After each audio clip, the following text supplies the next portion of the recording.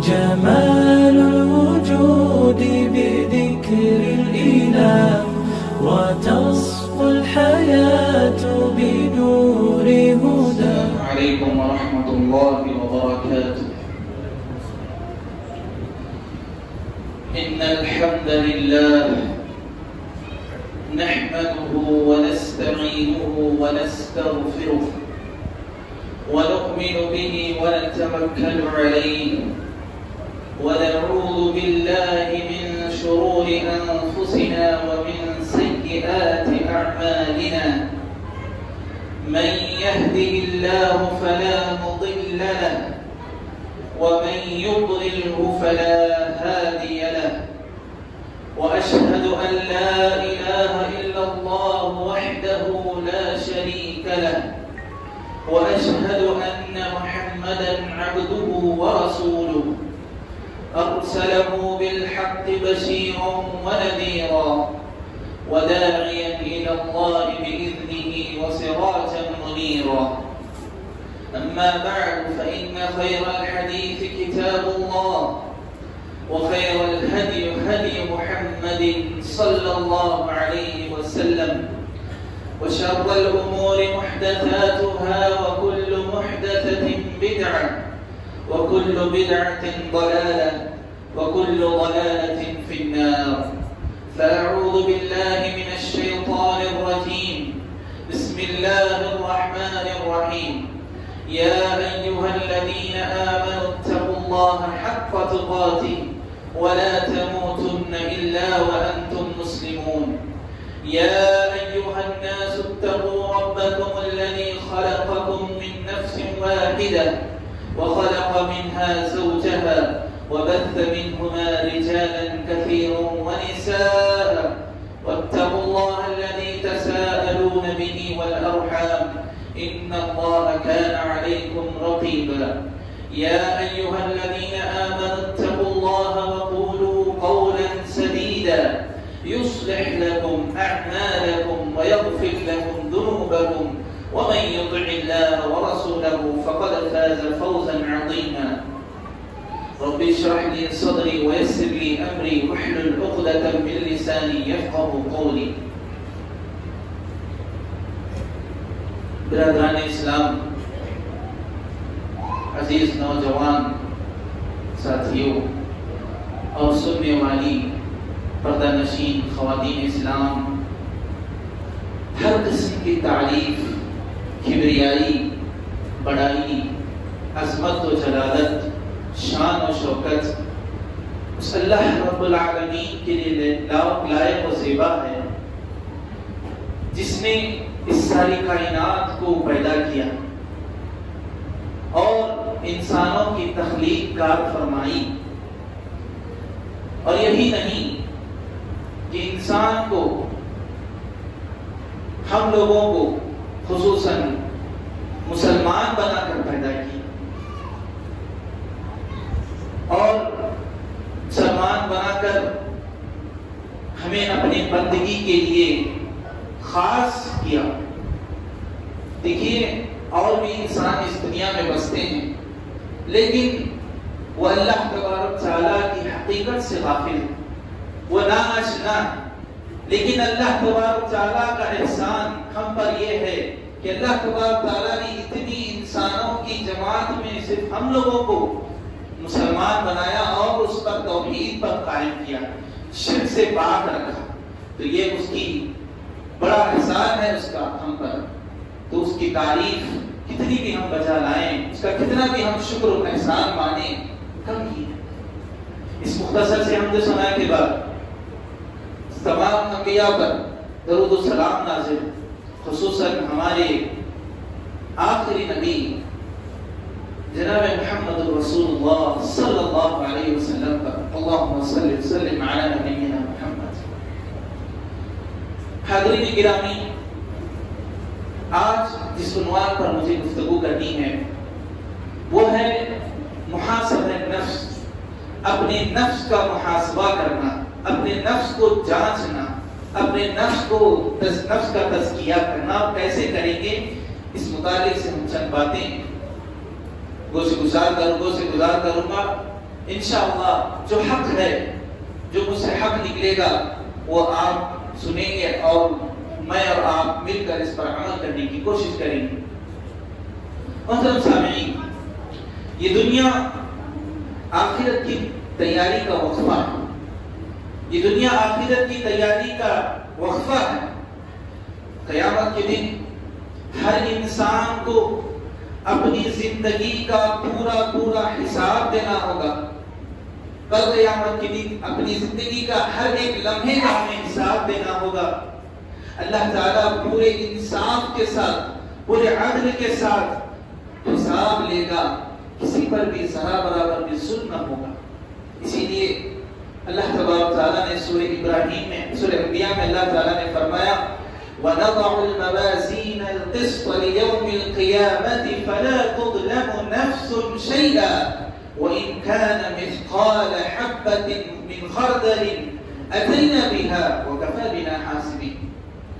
اللہ تعالیٰ نے فرمایا کہ ہم قیامت کے دن درمیان میں لا رکھیں گے ٹھیک ترازو، تولنے والی ترازو کو، اور پھر کسی پر بھی ذرا برابر بھی ظلم نہ ہوگا، اور ایک رائی کے دانے کے برابر بھی اگر کسی انسان کا عمل ہوگا، اس عمل کا پورا حساب ہم لیں گے، اس کا پورا بدلہ ہم اس کو دیں گے، ذرا برابر بھی کسی پر ظلم نہیں ہوگا، اور ہم حساب لینے کے لیے کافی۔ تو انسان کا، ہر ایک انسان کا لمحے کے برابر بھی کل قیامت کے دن حساب لیا جائے گا۔ انسان کے سارے اعمال جو انسان اس دنیا میں کر رہا ہے، چاہے وہ چھوٹا ہو یا بڑا ہو، ایک کتاب میں محفوظ کیا جا رہا ہے، جس کو ہم نام اعمال کے نام سے جانتے ہیں۔ قیامت کے دن ہر انسان کو اس کا نام اعمال دیا جائے گا اور کہا جائے گا اقرأ کتابک کفی بنفسک اليوم علیک حسیبا، لو پڑھو تمہاری کتاب، تم خود پڑھ لو، اور تمہارا حساب تمہارا حساب کرنے کے لیے تم ہی کافی ہو جاؤ۔ تو تمہارے نام اعمال کا قیامت کے دن ہر دن کا نام اعمال اس کے ہاتھ میں دیا جائے گا اور کہا جائے گا کہ تمہارا حساب کتاب کرنے کے لیے تم خود کافی ہو۔ تو دیکھیے، اور جب نام اعمال دیا جائے گا، جس کا نام اعمال اس کے دائیں ہاتھ میں اگر دیا جائے گا تو اس کا حساب و کتاب آسان ہو جائے گا۔ اللہ تعالیٰ نے فرمایا فَأَمَّا مَنْ أُوتِيَ كِتَابَهُ بِيَمِينِهِ فَسَوْفَ يُحَاسَبُ حِسَابًا يَسِيرًا، پر جب جس کا نام اعمال اس کے سیدھے ہاتھ میں دیا جائے گا، دائیں ہاتھ میں دیا جائے گا، تو اس کا حساب و کتاب بڑا ہی آسان حساب و کتاب ہوگا۔ اور وہی جس کا نام اعمال اس کے بائیں ہاتھ میں دیا جائے گا، یعنی اس کا نام اعمال لیفٹ ہاتھ میں جب دیا جائے گا تو وہ کہے گا، ملامت کرے گا، افسوس کرے گا، کہے گا کہ اے کاش فیقول یا لیتنی لم اوت کتابیہ ولم ادری ما حسابیہ، وہ کہے گا کہ اے کاش یہ میرا موت ہی میرا کام تمام کر دیتی، میں حساب و کتاب کی کیا چیز ہے میں نہیں جانتا۔ اپنے اوپر ملامت کرے گا جس کا نام اعمال اس کے بائیں ہاتھ میں دیا جائے۔ تو دیکھیے، محاسبہ، جائزہ لینا ایک دینی عمل ہے، ایک عبادت ہے۔ اپنے نفس کا محاسبہ کرنا ایک دینی عمل اور ایک عبادت ہے جو دنیاوی کاموں کے لیے بھی، کامیابی کے لیے بھی ضروری ہے۔ دیکھیے، اس کے لیے ایک مثال کے طور پر ہم سمجھیں گے، آج دنیا میں جتنی بھی ترقی یافتہ قومیں، ترقی یافتہ افراد ہیں، جو قومیں ترقی یافتہ قومیں اور افراد ہیں، وہ اپنا محاسبہ کرتی رہتی ہیں۔ ترقی کا ان کا سبب، ان کا ریزن، ان کا سب سے بڑی وجہ یہ ہے کہ وہ اپنے آپ کا محاسبہ کرتی ہیں، وہ اپنے آپ کو جانچتی ہیں، ٹٹولتی ہیں، دیکھتے ہیں۔ تو ایک مثال کے ذریعے سے ہم سمجھیں گے، ایک تاجر اس وقت تک کامیاب تاجر نہیں بن سکتا جب تک کہ وہ ہر دن اپنی تجارت کا جائزہ نہ لے، ہر دن اپنی تجارت میں کتنا نفع ہوا، کتنا نقصان ہوا ہے، جب تک وہ اپنی تجارت کا محاسبہ نہیں کرتا تب تک وہ ایک کامیاب تاجر نہیں بن سکتا۔ تو ایک ترقی یافتہ قوم، ترقی یافتہ تاجر کی ایک مثال یہ ہے کہ وہ اپنے آپ کو محاسبہ کرتا ہے، ہر دن اپنے آپ کا محاسبہ کرتا ہے۔ تو کامیاب تاجر فائدے کے اسباب پر غور کرتا ہے، ایک کامیاب تاجر جو ہوتا ہے، بزنس مین جو ہوتا ہے، وہ اپنی ترقی، اپنے فائدے کے جو اسباب ہوتے ہیں، فائدے کے جو اسباب ہوتے ہیں، اس پر وہ بہت غور و فکر کرتا ہے اور ان کو مزید ترقی دینے کے لیے فکر مند رہتا ہے. اور وہی جو نقصان پہنچانے والے اسباب ہوتے ہیں، اس کے بزنس میں جو نقصان پہنچانے والے اسباب ہوتے ہیں، اس سے وہ بچنے کی حتی الامکان پوری طرح کوشش کرتا ہے. تو تبھی جا کر وہ اس کا بزنس، اس کی تجارت کامیاب ہوتی ہے، اس کی تجارت ترقی پر پہنچتی ہے. یہی حال ایک مسلمان کا ہوتا ہے، ایک کامیاب مسلمان کا، ایک کامیاب مومن کا بھی یہی حال ہوتا ہے کہ کامیاب مسلمان ہر دن اپنے اعمال کو جانچتا ہے، ہر دن اپنے اعمال کو ٹٹولتا ہے. کیا میں نے آج کتنے اعمال کیے، کتنے ایک اعمال کیے، کتنے میں نے گناہ کیے. تو ہر دن وہ اپنے اعمال کا وہ حساب کرتا رہتا ہے. تو دیکھیے اللہ کے بندو، ہمیں یہ بات معلوم ہونی چاہیے کہ انسان کی فلاح و بہبودی، انسان کی کامیابی اپنے نفس کو قابو رکھنے میں. یہ آپ جان لیں اور یاد رکھ لیں کہ انسان جب کامیاب ہوگا اس وقت کامیاب ہوگا جب وہ اپنے نفس پر قابو رکھے گا، اپنے نفس کو کنٹرول میں رکھے گا. دیکھیے محاسبہ نفس، انسان کے ہر قول اور ہر فعل اور ہر چھوٹے بڑے کاموں پر مشتمل اس کی مکمل نگرانی ہونی چاہیے. ہر چیز پر اس کی مکمل نگرانی ہونی چاہیے. جب جس شخص نے محاسبہ نفس پر اور اپنے قول اور فعل کو رضا الہی کے مطابق اس نے مکمل قابو میں رکھا اپنے نفس کو، وہی انسان کامیاب ہوگا، کامران ہوگا. اللہ تبارک تعالیٰ نے فرمایا وَأَمَّا مَنْ خَافَ مَقَامَ رَبِّهِ وَنَهَى النَّفْسَ عَنِ الْهَوَىٰ فَإِنَّ الْجَنَّةَ هِيَ الْمَأْوَىٰ. سورہ نازعات میں اللہ تعالیٰ نے فرمایا کہ جو شخص اپنے رب کے سامنے کھڑے ہونے سے ڈرتا ہے، کل قیامت کے دن اپنے رب کے سامنے اس کے نام اعمال پیش کیے جانے سے وہ ڈرتا ہے، تو ایسے شخص کے لیے جنت اس کا ٹھکانہ ہوگا. جو شخص اپنے رب کے سامنے کھڑے ہونے سے ڈرتا ہے تو اس کے لیے جنت کا ٹھکانہ ہے. اسی طرح ایک اور جگہ اللہ تبارک تعالیٰ نے فرمایا وَلِمَنْ خَافَ مَقَامَ رَبِّهِ جَنَّتَانِ. جو شخص اپنے رب کے سامنے کھڑے ہونے سے ڈرتا ہے اس کے لیے 2 جنتوں کا وعدہ اللہ تبارک تعالیٰ نے فرمایا. سبحان اللہ، کتنی بڑی خوشخبری ہے. محاسبہ نفس پر جو آدمی اپنے نفس کو محاسبہ کرتا ہے، اپنے نفس کا تزکیہ کرتا ہے، اپنے نفس کو پاک کرتا ہے، اس کے لیے 2 جنتوں کا وعدہ اللہ تبارک تعالیٰ نے رکھا. تو ہمیں چاہیے کہ اپنے نفس کا محاسبہ کریں. اللہ تعالیٰ نے انسان کے اندر 3 نفوس پیدا کی، 3 نفوس بنائے.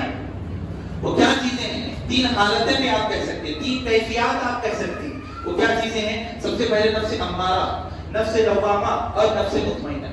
آپ یاد رکھیے 3 نفوس ہر انسان کے اندر پائے جاتے ہیں.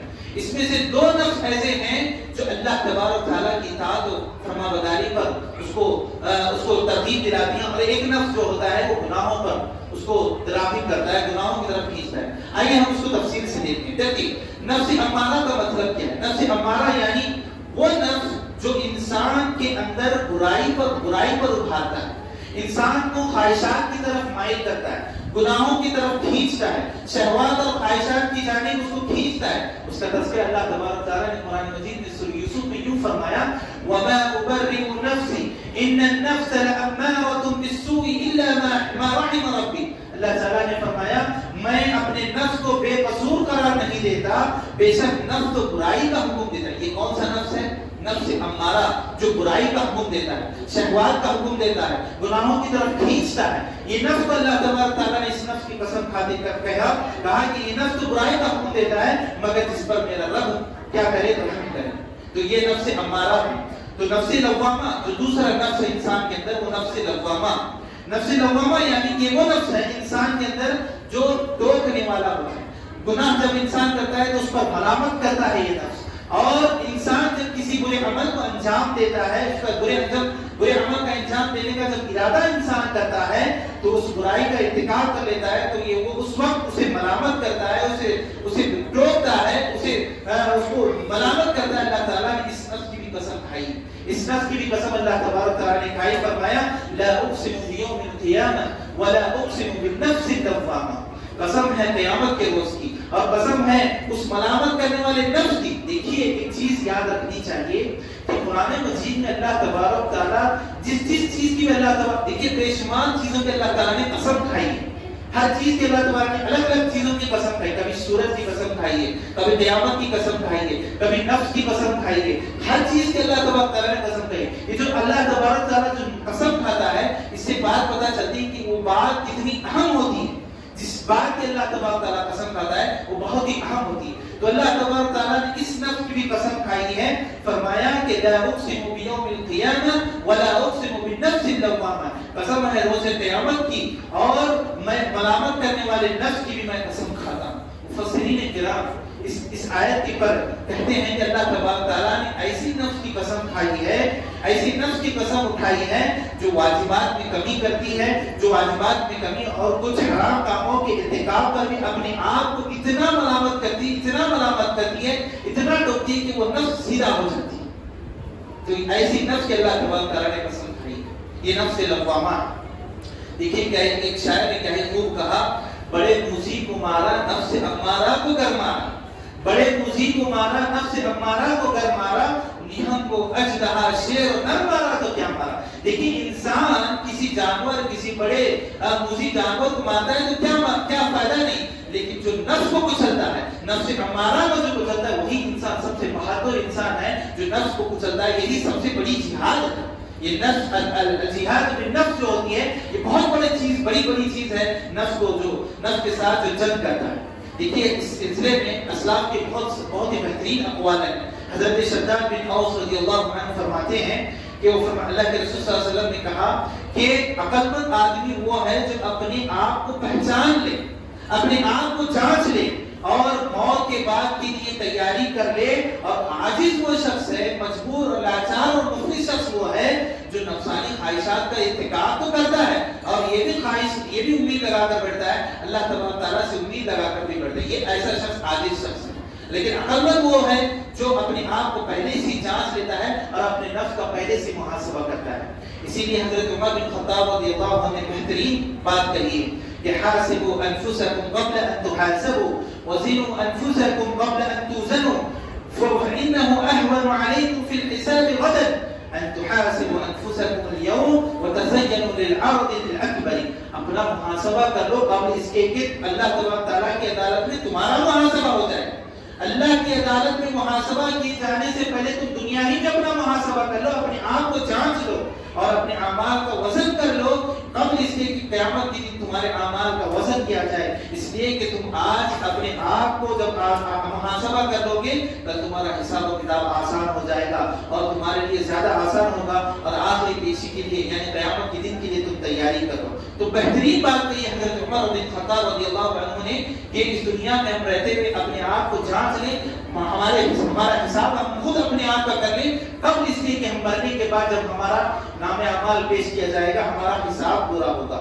تو یہ نفس لوامہ ہے جو انسان کو برائی کے کرنے پر علامت کرتی ہے. یہ بات یاد رکھنی چاہیے. ایک اور نفس, نفس مطمئنہ, یعنی وہ نفس جو انسان کو رب کی اطاعت و فرما برداری اور اس کی عبادت اور بندگی پر مطمئن رکھتا ہے. ایک بندہ نمازیں پڑھتا ہے, عبادت کرتا ہے, اللہ تبارک تعالیٰ کے احکام کی پیروی کرتا ہے, اللہ تبارک تعالیٰ کے عقائد و اسماء و صفات میں خوب ایمان اور عقائد کے باب میں پورا طرح مکمل رہتا ہے, تو ایسا شخص کا ایک نفس جو ہوتا ہے نفس مطمئنہ, وہ نفس کیا کرتا ہے مطمئن دلاتا ہے, اس کو طمانینت حاصل ہوتی ہے.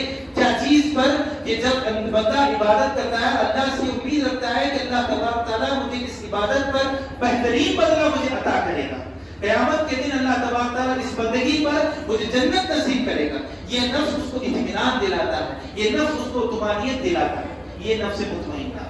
تو تین نفوس ہوئے, ایک نفس امارہ اور ایک نفس لوامہ اور نفس مطمئنہ.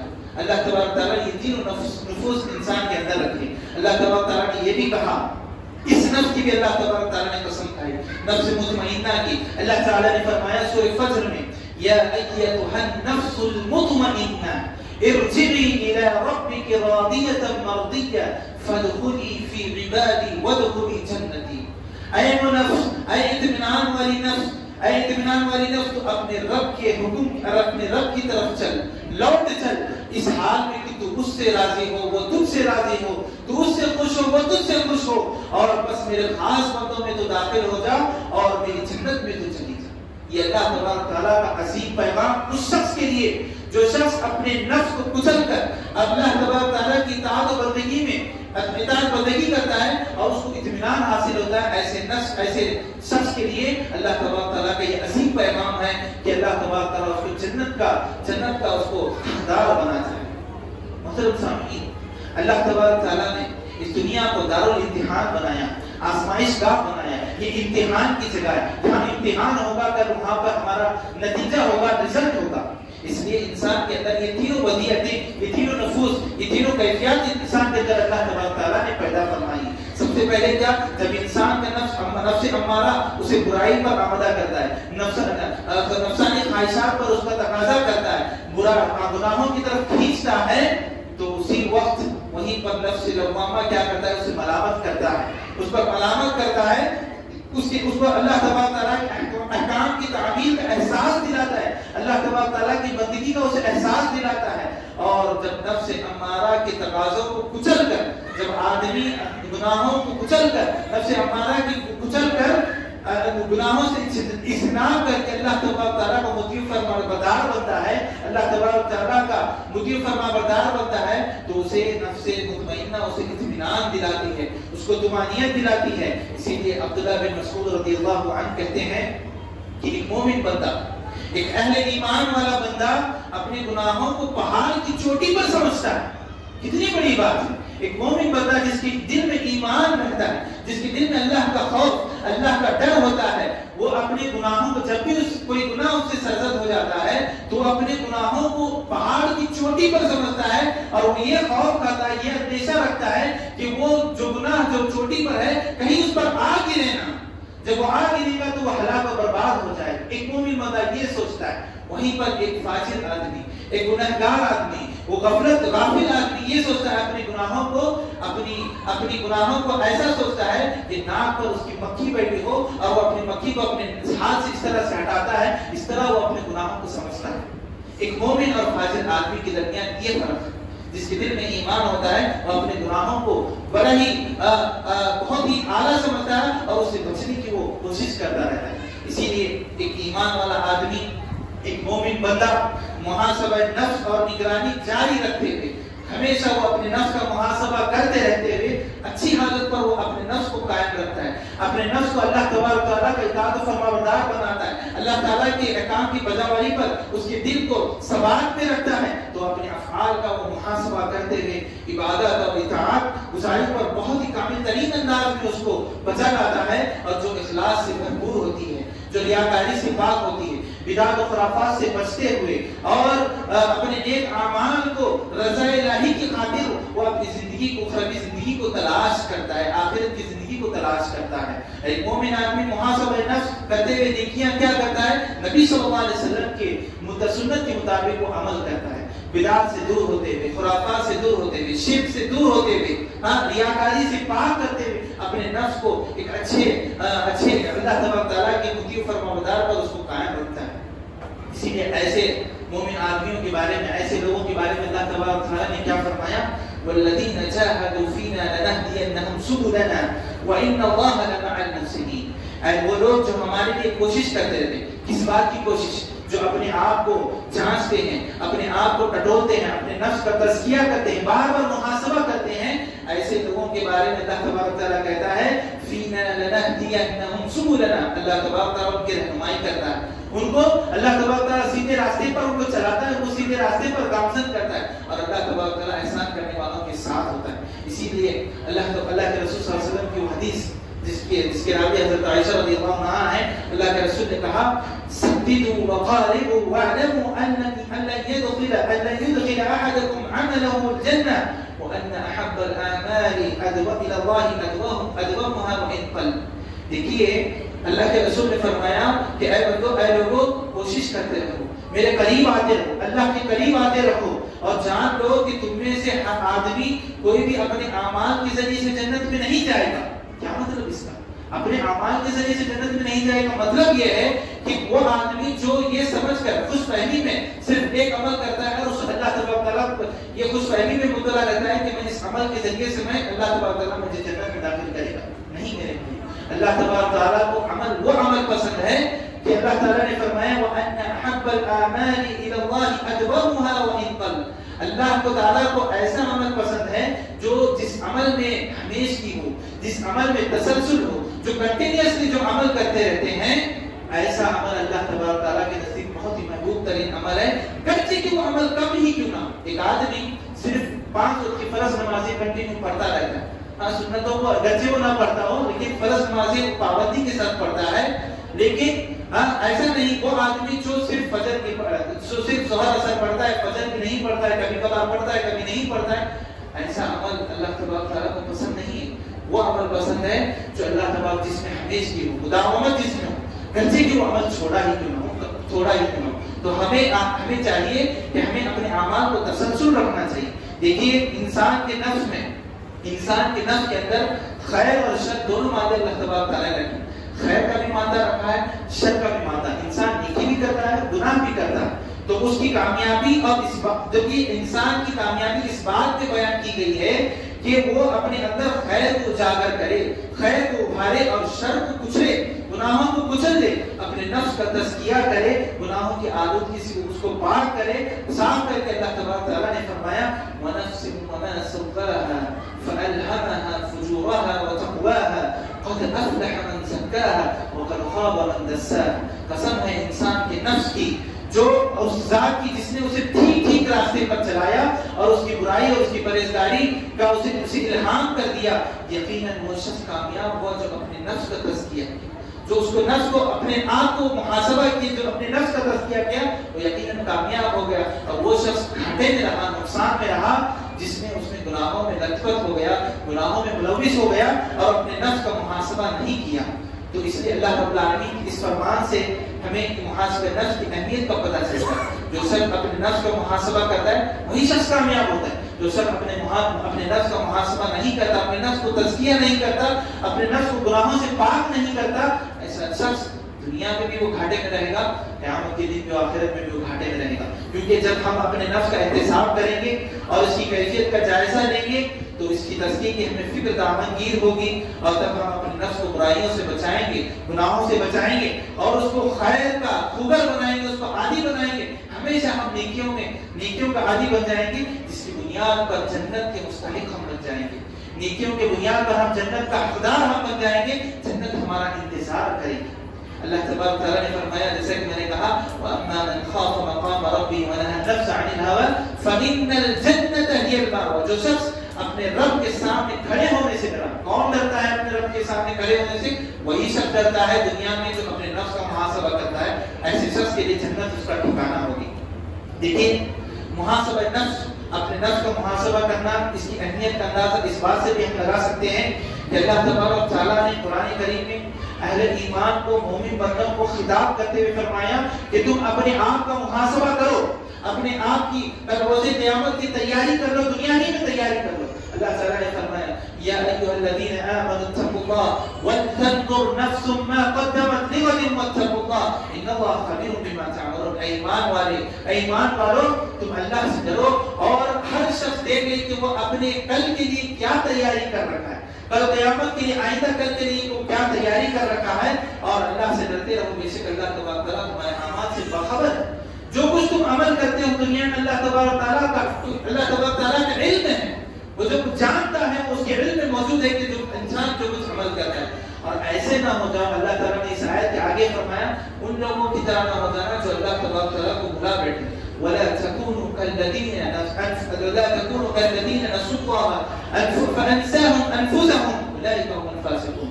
اور ان لوگوں کی طرح نہ ہو جانا جو لوگ اللہ تبارک تعالیٰ کو فراموش کر بیٹھے، جو لوگ اللہ تبارک تعالیٰ کے احکامات سے غافل ہیں، جو لوگ اللہ تبارک تعالیٰ کو بھلا بیٹھے. ایسے لوگوں کی طرح تم نہ ہو جانا. وہ لوگ کیا ہیں؟ اللہ تبارک تعالیٰ ان کی ذات سے ان کو غافل کر دیا ہے، اپنی ذات سے ان کو غافل کر دیا ہے. ایسے لوگ فاسق ہیں، فاجر ہیں. دیکھو اہل ایمان سے اللہ تبارک تعالیٰ نے خطاب ہو کر کہا کہ ایمان والو تم اپنے آپ کو محاسبہ کرو، کل آئندہ کے لیے تم تیاری کرو.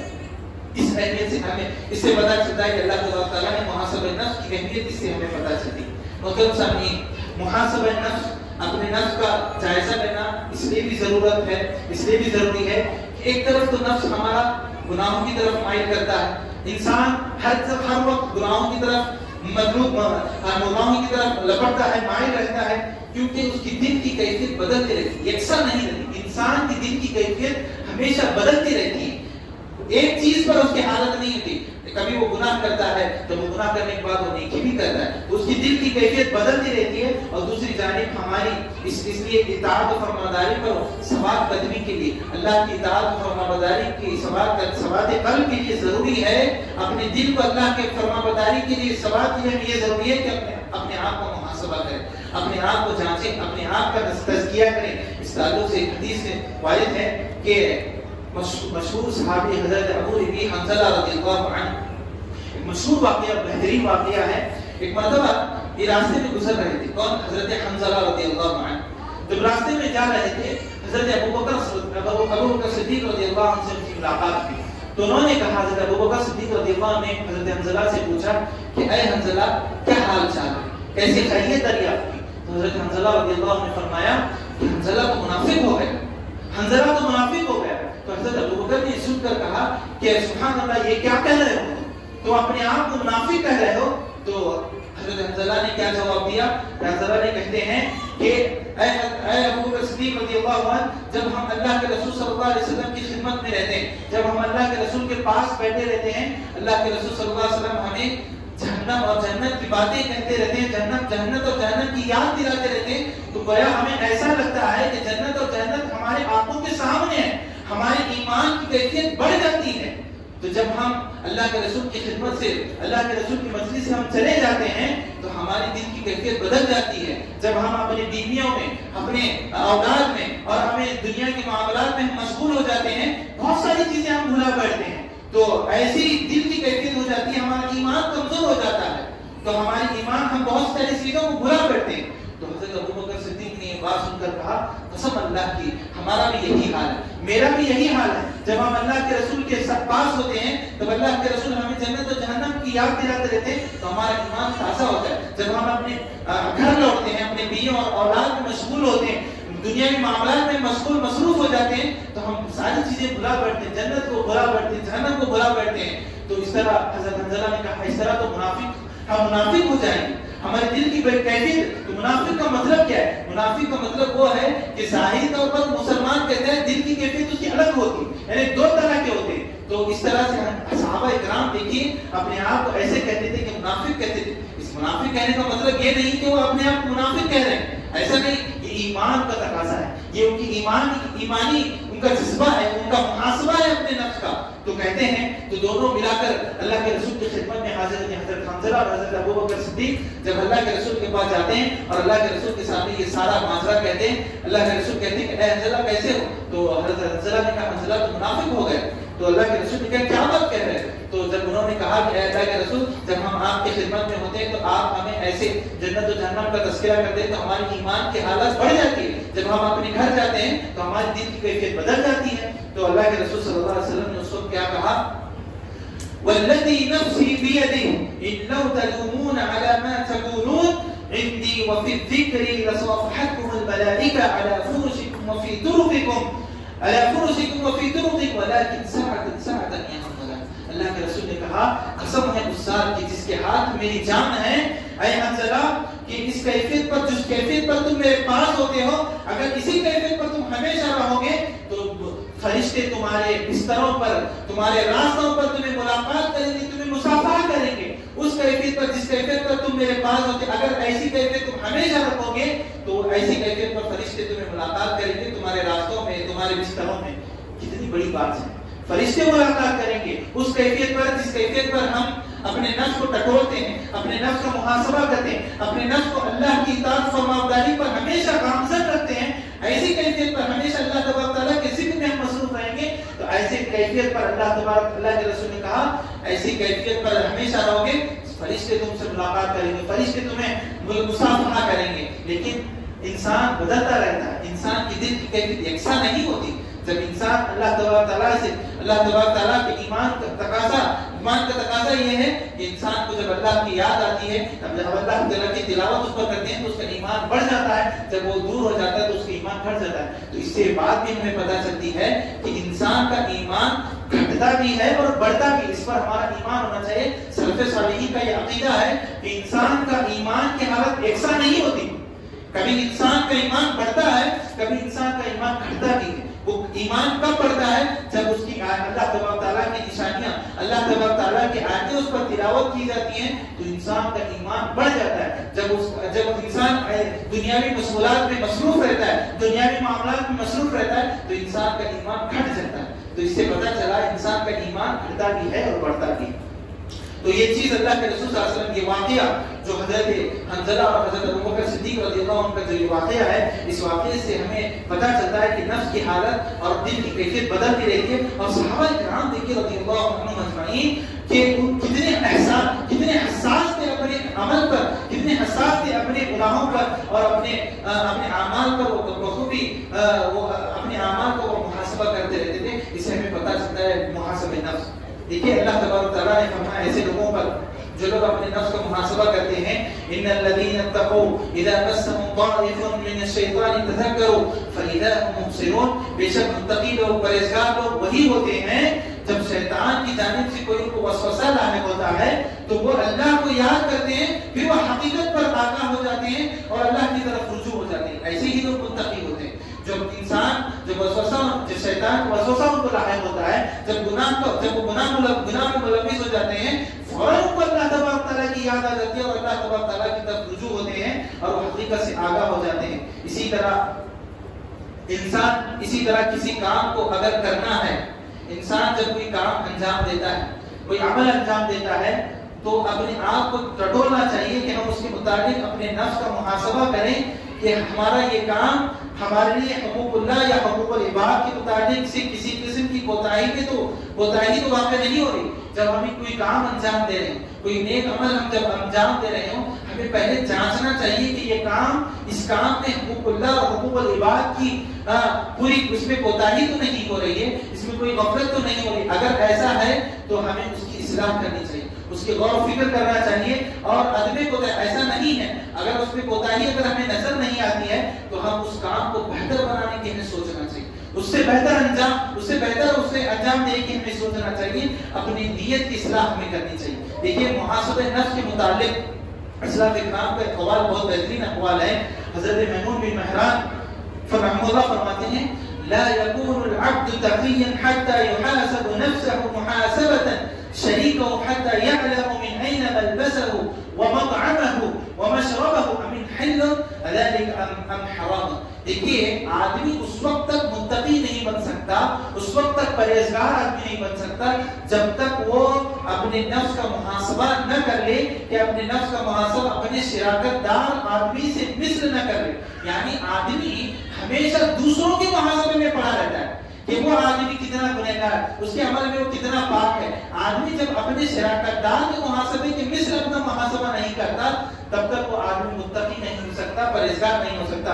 اور وہ آدمی یہ جان لے کہ اس کا لباس، اس کا پہننا، اس کا کھانا، اس کا پینا حلال ہے یا حرام ہے، اس وقت تک آدمی متقی نہیں ہو سکتا۔ کتنی بہترین بات کہی حضرت محمود بن مہران نے کہ اپنے آپ کو ٹٹولنا چاہیے کہ ہم اپنا محاسبہ کریں اور اپنی زندگی میں دیکھیں کہ ہمارا کھانا، ہمارا اوڑھنا، ہمارا بچھونا، ہمارا پینا کیا حلال ہے یا حرام ہے۔ جب تک آدمی یہ نہ دیکھ لے تب تک آدمی متقی نہیں ہو سکتا، اللہ سے ڈرنے والا پرہیزگار آدمی نہیں ہو سکتا۔ اسی طرح اللہ کے حضرت حسن بصری رحمہ اللہ فرماتے ہیں محاسبہ نفس کے بارے میں ان العبد لا يزال بخير ما كان له باعث من نفسه وكانت المحاسبة من همته۔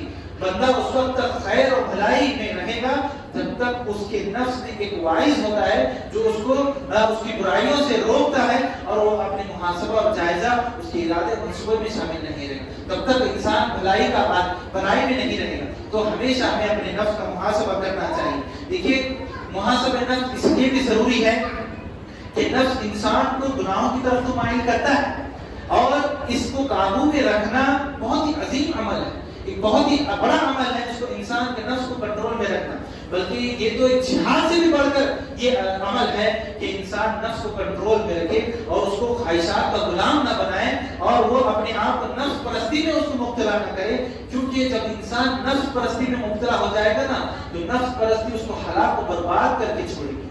اس لیے کہ مثال کے طور پر ہم سمجھیں گے کہ ابلیس جو بہت ہی عبادت گزار تھا، جب وہ اپنے نفس پرستی میں مبتلا ہو گیا تو وہ بہت ہی گھاٹے میں رہا، وہ ہلاک و برباد میں رہا۔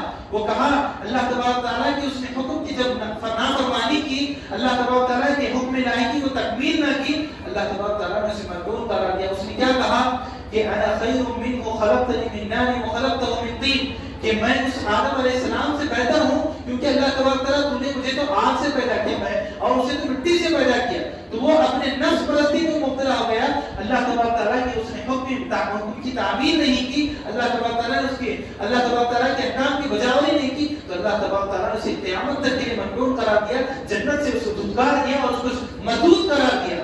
تو جب انسان میں اگر نفس میں مبتلا ہو جائے گا، نفس پرستی میں اگر مبتلا ہو جائے گا، ایسی ہلاک و برباد ہو جائے گا، اس کو بھی اللہ تبارک تعالیٰ جنت سے اس کو نکال دے گا اور جنت جہنم میں داخل کر دے گا، جس کے بعد اس کو جنت سے دھتکارا گیا۔ تو ہمیں چاہیے کہ ہمیں اپنے نفس کا محاسبہ کرتے رہنا چاہیے۔ اب دیکھیے ہم محاسبہ کیسے کریں؟ محاسبے کی دو قسمیں ہوتی ہیں۔ جب کوئی آدمی کوئی عمل کو انجام دیتا ہے تو عمل کو کرنے سے پہلے بھی جانچے اور عمل کو کرنے کے بعد بھی جانچنا چاہیے۔ اس کے تین پہلو ہیں۔ جب عمل سے شروع کرنے سے پہلے کوئی بھی کام اگر وہ شروع کرتا ہے، شروع کرنے سے پہلے وہ ان چیزوں کو، ان پہلوؤں کو دیکھ لینا چاہیے۔ کن پہلوؤں کو دیکھنا چاہیے؟ سب سے پہلے یہ دیکھنا چاہیے کہ جو کام شروع کرنے جا رہا ہے وہ نیک ہے یا بد ہے، وہ نیک کام ہے یا وہ گناہ کا کام ہے۔ اگر وہ نیک کام ہے، اس میں اگر دنیاوی فائدہ ہے، اخروی فائدہ ہے، تو وہ اس کو آگے بڑھنا چاہیے، اس کام کو عمل انجام دینا چاہیے۔ اگر اس میں بد ہے، اس میں گناہ ہے، اگر اس میں شر ہے، تو اس کام سے وہ رک جانا چاہیے، ایسے کام کو انجام نہیں دینا چاہیے۔ پہلے یہ چیز دیکھنا چاہیے۔ اس کے بعد اس بات پر بھی غور کرنا چاہیے کہ جو عمل شروع کیا جا رہا ہے، جو عمل وہ انجام دے رہا ہے، اس کی استطاعت اور تعمیر ہے یا نہیں۔